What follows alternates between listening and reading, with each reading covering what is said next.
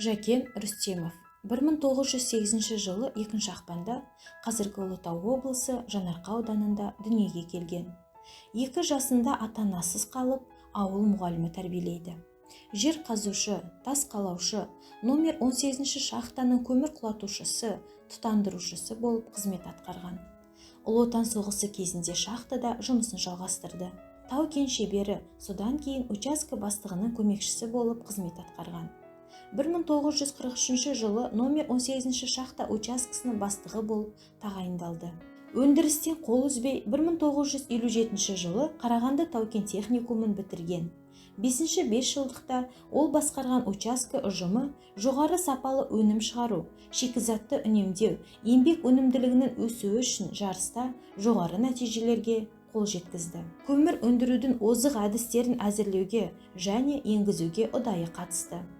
КСРО жоғарғы кеңесі президиумының 1957 жылғы 26 сәуірдегі жарлығымен 5 жылдық жылдарында және 1956 жылы көмір өнеркәсібін дамыту ісінде қол жеткізген жетістіктері үшін Рүстемов Жәкенге Ленин ордені мен орақ пен балға алтын медалін тапсыра отырып, социалистік еңбек ері атағы берілді.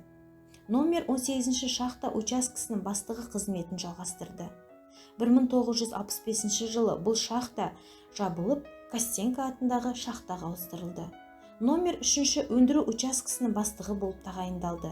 Шахта мен бассейндегі тау-кен учаскелері арасында өткен социалистік жарыста бірнеше рет жеңіске жетті.